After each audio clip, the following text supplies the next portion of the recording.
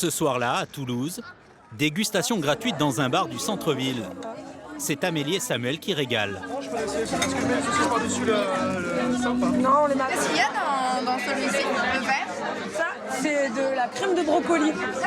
Des tapas végétariens. Ah ouais, merci. C'était le but, c'était d'essayer de deviner un peu. Amélie et Samuel font partie de ces gens de plus en plus nombreux qui ont banni la viande et le poisson de leur alimentation. Allez, c'est parti! On les appelle les véganes. Ils sont parfois perçus comme des extrémistes. Là, vous avez du faux chorizo qu'on appelle le chorizo. Ça, c'est de la crème de brocoli. Et ça, c'est c'est un équivalent de la feta, faite avec du tofu mariné. Avec ce genre de soirée, le couple essaye de lutter contre les idées reçues. C'est génial parce que on court-circuite un peu ce qu'on dit justement que le vegan ne peut pas partager une bonne table. Donc là, c'est une bonne occasion en fait pour montrer que si. Surtout, ils essayent de convertir les carnivores, vous, moi, 97% de la population française. Moi je suis végétarien, donc moi je connais. Moi je suis végé curieux. Il est végé curieux. Je suis végé curieux. Ça se mange. Tant que ça se mange, je vais y aller. Et pour peu qu'on soit prêt à passer la barrière psychologique, C'est bon. C'est bluffant. Ça ressemble pas forcément à de la viande, parce que ça n'a pas le goût qu'on imagine de la viande, mais ça fait un très bon ersatz, un très bon substitut pour celui qui veut se diriger et se dire qu'il a quand même une sensation de viande. être végétarien au pays du cassoulet et du confit de canard, il fallait le faire. En tout cas, ça n'a rien d'une mode. Chez nous, il serait déjà plus de 2 millions. La viande. 2 Français sur 3 en mangent au moins une fois par jour. Pourtant, certains décident de la supprimer par conviction. Pour combattre la maltraitance animale, mais aussi lutter contre le réchauffement climatique. Ces dernières années, la consommation de viande aurait chuté de 10%. Le business de l'alimentation végétale est en train de s'imposer petit à petit. Même la grande distribution lance sa propre gamme de produits sans viande. Et les stars montrent l'exemple. La comédienne Nathalie Portman, l'ex-président Bill Clinton ou encore la championne de tennis Serena Williams. Alors l'homme carnivore est-il en train de vivre ses dernières heures? Nous retrouvons Amélie, Samuel et César, leur petit garçon, au moment de faire les courses. Ce sont des véganes purs et durs depuis maintenant 2 ans. Bonjour. C'est-à-dire qu'ils ne consomment aucun produit d'origine animale. Pas de lait de vache, pas d'œufs, pas de miel et bien sûr, pas de viande. Qu'est-ce que tu vois là? C'est de la poule. C'est de la poule. Et ça, tu crois que c'est quoi ça? C'est de la vache. Voilà, c'est ça. Et ça, c'est du cochon. Voilà, c'est du cochon. Et alors César, tu vas choisir quoi pour ce soir? Juste des légumes. Pourquoi? Parce que nous, on mange pas de viande, nous. On est végétarien. Quand ils se sont convertis à ce régime alimentaire strict, ils n'avaient pas beaucoup le choix. Maintenant, ils ont carrément un rayon entièrement dédié. Ça, c'est mon lait favori, celui-là. C'est pas trop noisette, il est délicieux. Avec des céréales. Saucisse végétale, saucisse végétale. Et du tofu fumé. Tous ces produits sont faits à base de céréales, même ce faux saucisson. Par exemple, voilà le grand chorizo. Voilà, maintenant, on peut se faire plaisir comme quelqu'un qui mange de la viande, mais sans faire du mal à autrui. Le chorizo, pour lequel on n'a pas besoin de tuer un animal, revient tout de même à 34 € du kilo. C'est plus cher que la viande. Contrairement à ce que l'on pourrait croire, ils n'ont fait aucune économie sur leur budget course. En plus, elles sont super belles. Le plus difficile, ce n'est pas de se passer de la viande ou du poisson, c'est de réussir à se passer de certaines petites douceurs. Donc ça, c'est les choses avant que je consommais, les guimauves au chocolat, dont j'étais ultra friande. Mais bon, finalement, l'un dans l'autre, moi je lis, le premier ingrédient, c'est chocolat au lait. Donc en général, de toute façon, je vais pas plus loin. Et je lis pas plus loin, chocolat au lait, je repose. Ça fait les muscles d'être vegan. Être végane, ce n'est pas qu'une question d'alimentation, c'est un état d'esprit. Ah ouais, il veut le couper pour en faire du jambon. Mais impossible! Émile est incapable de tuer une mouche. couper, tailler, trancher, d'accord, mais tuer. Chez Amélie et Samuel, tout est tourné vers ce mode de vie. Le salon est décoré vegan. Et même Daisy et Lennon, leurs 2 chiens, ont été obligés de devenir végétariens, avec leurs croquettes garanties sans viande. Ça fait 1 an qu'on l'a, lui, et ça fait 1 an qu'il est vegan. Et il est en pleine forme. Mais regarde ce que tu veux. Allez. Ce soir, Là, on va... la petite famille a décidé de se faire Il plaisir. faudrait allumer le four. Il prépare un des repas préférés de César, Enfin, c'est en grill. un hamburger. Alors celui-là, c'est quoi? C'est un burger végétal avec du steak végétal.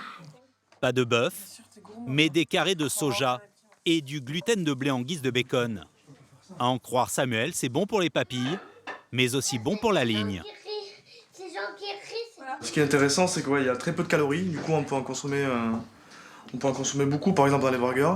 Et du coup, par rapport à un burger classique, on réduit de moitié, par exemple, l'apport calorique. C'est fort la moutarde, je te préviens. Ça pique, hein, c'est pour les bonhommes. Hein. Mais moi, je suis un bonhomme. Je suis un bonhomme de dur, moi. Depuis qu'elle ne mange plus de viande, Amélie a perdu du poids, plus de 25 kilos. Mamie était délicieux, hein. Mais ce régime végétal est-il bon pour la santé? Tout le monde se pose la question. Dans la presse, on lit tout et son contraire. Des études scientifiques qui prouveraient que manger exclusivement végétal pourrait provoquer des carences. D'autres qui affirment que l'on pourrait vivre mieux et vivre vieux en bannissant la viande rouge. Alors qu'y croire? Pour le savoir, direction le salon du véganisme. C'était le mois dernier à Paris. Voyez une carotte. Je sais pas, qu'est-ce que vous avez envie de faire avec une carotte? Un hot dog, exact. Cet événement existe depuis très longtemps en Allemagne. En France, c'est la première édition. 10 000 personnes se sont déplacées exprès pour apprendre à se nourrir autrement. Moi je suis vegan depuis pas longtemps et j'ai besoin d'avoir la sensation de manger des plats, des blanquettes, des couscous et tout et de retrouver un plat qui a un goût qui est similaire. Le tofu est très riche au calcium. Dans le même aliment, vous avez des protéines, du fer et du calcium. Sur ce stand, nous croisons Jérôme Bernard Pellet. Il est médecin spécialisé dans la nutrition. Cela fait 30 ans qu'il étudie les effets du régime végétarien sur le corps humain. Et d'après lui, cette façon de se nourrir ne serait pas mauvaise pour la santé. Du fromage, et certains ne voient pas la différence. Il n'y a pas plus de carence lorsqu'on est végétarien que lorsqu'on est omnivore. Le végétarisme, ce n'est pas un risque d'après la littérature scientifique, c'est plutôt un avantage.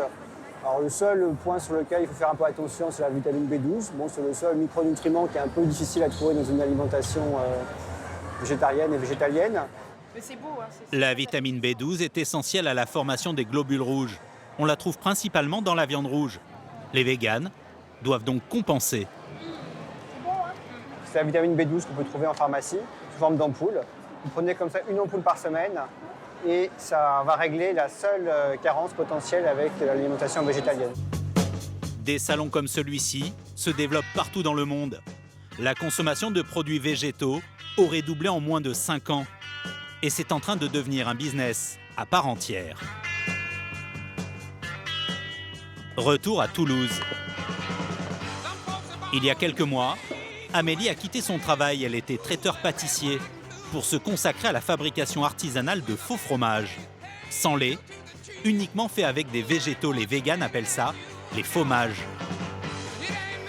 La base du fromage, en général, on utilise donc des oléagineux, donc, en l'occurrence là des noix de cajou.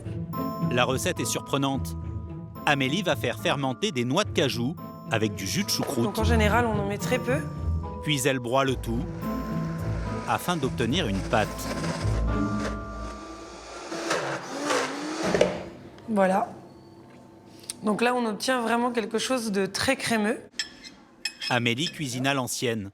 Elle fabrique chaque fromage à la main, Une étape de un à un. fermentation. Pas besoin de cuisson, juste 8 heures au frigo, le temps de la fermentation. On va refermer. Une recette apprise dans les livres. Je vais vous montrer ce que ça donne. Son petit plus marketing, lui donner l'apparence visuelle du Le camembert. végétal et celui au lait de vache. Il ne faut pas essayer de retrouver le même goût, en fait. On n'est pas parti pour retrouver exactement le goût du lait de vache, puisque de toute façon, il n'y en a pas. Donc, c'est pas ce qu'on veut reproduire, mais on a envie de reproduire plutôt un fromage pour pouvoir partager une table entre amis, avec un bon verre de vin. mais en restant sur quelque chose de végétal. Amélie fabrique 40 faux fromages par semaine. Elle a même élargi sa gamme. Des crottins sans chèvre, de la feta sans brebis et même du parmesan qui n'en est pas. Quand elle a commencé, elle ne vendait qu'à des particuliers. Mais depuis peu, Bonjour. ces produits séduisent une nouvelle clientèle. Ça va? Oui. Une boutique de produits bio a accepté de les commercialiser entre 4 et 12 euros pièce. On va les mettre. Alors, voilà. Les premiers. La première mise en rayon. Qu'est-ce que ça vous fait?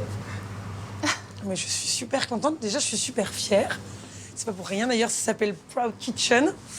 Au revoir. Les végétariens et autres végétaliens, les véganes en anglais, gagnent du terrain. En Angleterre et en Allemagne, ils représenteraient 10% de la population. Et en France, voilà que cette nouvelle tendance Du steak végétal. s'invite même dans nos téléviseurs. Avec du soja, du blé. Bah tu vois, je peux manger autre chose que de la viande. Hein? Je rêve. Le soja, c'est aujourd'hui l'aliment de base des véganes.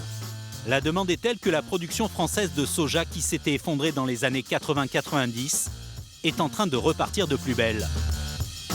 Nous sommes à Blasimont, dans la campagne bordelaise. Épaule 80, blé 80, est-ce que j'ai coché? Éric et Marie-Lise Bergeon cultivent du blé, du maïs biologique, mais aussi du soja. En 10 fois 1 kilo, il manque... Le plus souvent, on a l'habitude de le consommer de cette façon, germé. Mais lorsqu'il est à peine cultivé, il ressemble plutôt à ça. Alors ça, c'est la gousse, c'est la gousse de soja. Ça, c'est ce qu'on récupère dans le champ. Voilà, c'est des petites gousses qui font 2 à 3 grains. Il y a 2 à 3 grains par gousse. Et là, on a le soja à l'intérieur. Voilà. Et donc ça, c'est du soja. Et ça, c'est du soja. Voilà, voilà le soja. Cette année, ils ont récolté 60 tonnes. Tout est stocké dans ces silos. Ils vendent les graines près d'1 euro le kilo à leurs clients. Alors, 25 kilos de farine d'épeautre. Elles seront transformées en lait, en tofu et en steak végétal. Je mets tout sur la même note. Hein. Ça fait 70,50 s'il vous plaît. 70% du soja mondial est génétiquement modifié. Les végétariens et autres végétaliens exigent du soja non OGM. Éric et Marie-Lise ont vu le marché s'emballer ces 2 dernières années. On va ensemencer toute cette partie, plus le vallon de l'autre côté. En soja. En soja. D'habitude, on s'arrêtait, on va dire, on faisait la moitié de la parcelle, quoi. On faisait une dizaine d'hectares. Et puis maintenant, il faut doubler les parcelles pour arriver à 50, 60 tonnes. Et encore, quelquefois, j'en ai pas assez. Ce sont des agriculteurs heureux. Le soja ne demande aucun traitement particulier, il consomme très peu d'eau.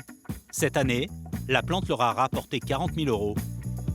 À 100 km de là, à Agen, il y a un homme qui a compris l'intérêt du soja bien avant les autres.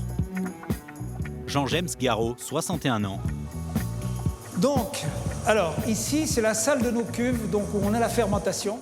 Biologiste de formation, il a eu la révélation il y a très longtemps. J'ai eu cette idée il y a 20 ans, en voyant faire mes parents donc, qui faisaient du fromage de chèvre. Moi, à l'époque, j'étais végétarien plus ou moins strict, et je trouvais que le fromage, ça manquait.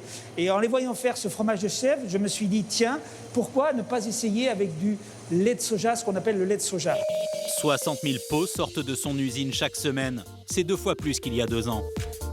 Il y a de la crème fraîche végétale sans lait de vache, de la glace sans crème. Tout est fait avec le même ingrédient, le lait de soja.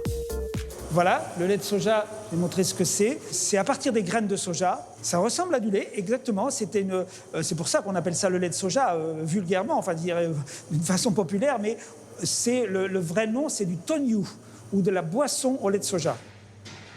Cette boisson au soja va fermenter dans ces grandes cuves et donner en quelques heures seulement une sorte de lait caillé très célèbre.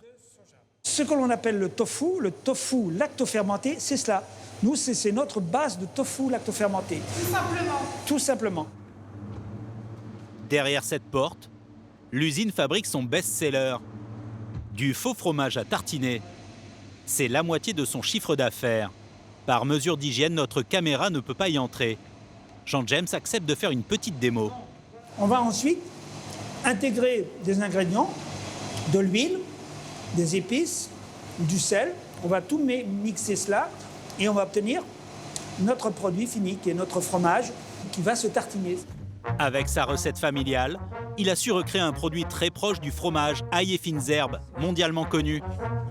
Il exporte aujourd'hui ses pots partout dans le monde. Et d'après lui, un jour on y viendra tous. Qu'est-ce qu'il va falloir manger demain? On va être des milliards sur la planète. On ne pourra pas continuer à se nourrir à la mode européenne ou occidentale ou américaine. Il nous faut trouver d'autres choses. Et trouver d'autres choses, mais avec du plaisir. Nous n'en serions donc qu'au début. Le chiffre d'affaires des produits véganes devrait représenter un marché de 5 milliards d'euros dans le monde d'ici à 2020.